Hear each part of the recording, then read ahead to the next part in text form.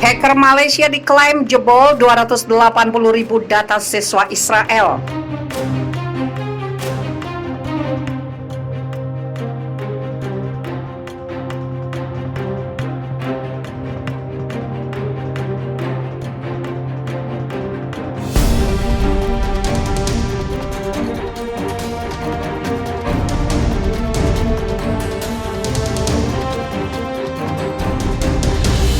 Sekelompok hacker Malaysia pro-Palestina yang dikenal dengan nama Dragon Force mengklaim meretas 280.000 data siswa Israel minggu lalu.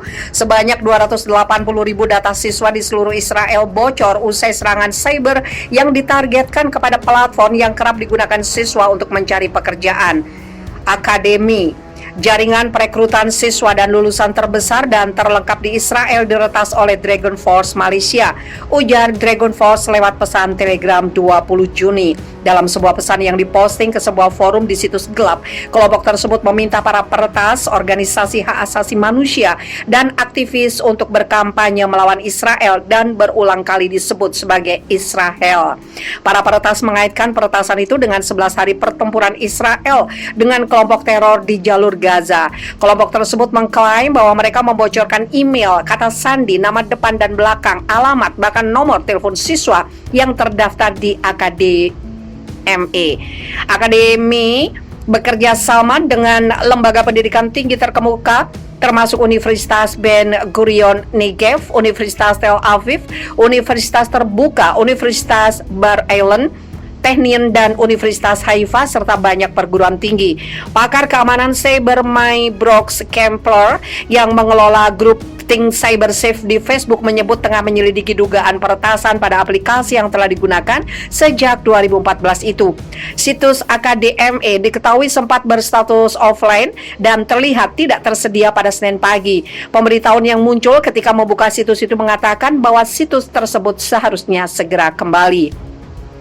Pada hari yang sama, kelompok tersebut mengklaim bahwa mereka membocorkan sejumlah besar paspor Israel. Kelompok yang sama juga meluncurkan serangan DDoS terhadap bank-bank Israel pada hari Jumat, termasuk Bank of Israel, Bank Leumi, dan Mizrahi Tefahot. Awal tahun ini, Kepala Direktorat Cyber Nasional Israel, Yigal Una, memperingatkan bahwa serangan cyber dapat melumpuhkan institusi akademik Israel jika dalam mengambil tindakan untuk merespons situasi tersebut. Sekelompok tim gabungan yang terdiri dari peneliti INCD dan Divisi Teknologi Inovasi dan Digital Ben Gurion dibentuk setelah ditemukan peretasan. Mereka yang bekerja untuk mencegah kebocoran informasi dan menahan insiden tersebut.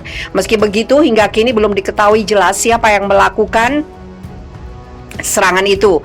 Dikutip G-Post, sederet serangan cyber telah menjangkiti bisnis dan institusi Israel pada tahun lalu, termasuk Israel Aerospace Industries, perusahaan asuransi Sirbit, dan perusahaan perangkat lunak Emitel. Direktorat Cyber Nasional melaporkan bahwa mereka telah menangani lebih dari 11.000 kasus hotline pada tahun 2020.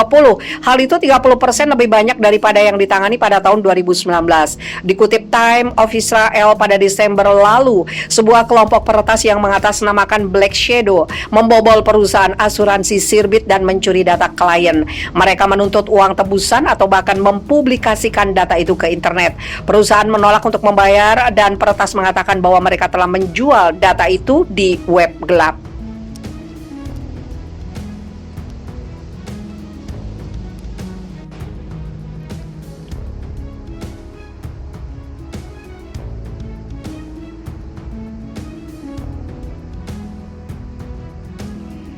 Perang pecah, Arab mencekam rudal balistik terbang di selatan kerajaan. Situasi keamanan Arab Saudi dalam beberapa hari ini mulai memanas dan menakutkan.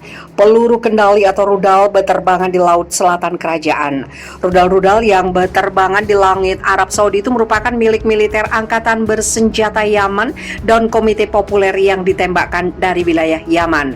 Juru bicara angkatan bersenjata Yaman, Brigadir Jenderal Yahya Saree, dalam siaran resminya dilansir FIFA Militer, Senin 28 Juni 2021 menyatakan tentara diantaranya sudah meluncurkan 5 rudal ke wilayah Arab Saudi. Dan tidak tanggung-tanggung, Brigjen Yahya menyatakan rudal yang ditembakkan pasukannya adalah rudal balistik. Brigjen Yahya menerangkan selain rudal balistik, pasukannya juga mengerahkan pesawat tidak berawak dalam operasi penyerangan ke Arab Saudi itu.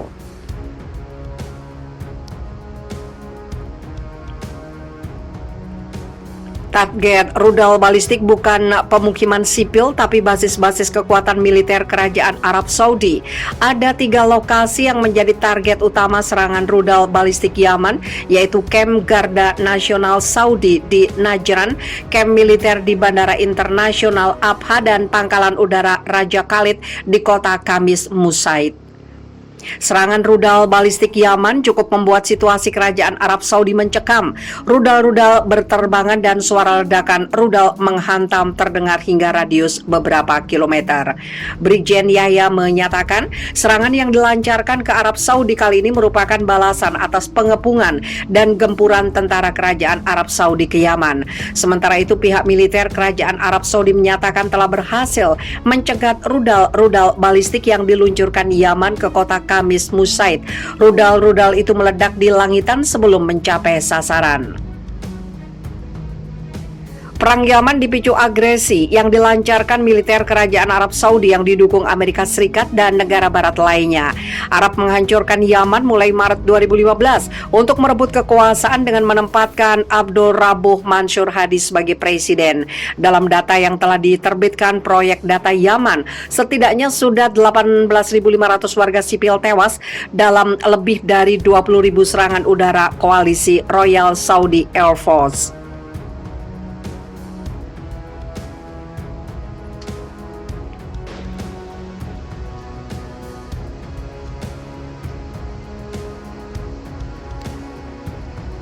Bennett dan Sisi bahas masalah tentara Israel yang ditawan di Gaza.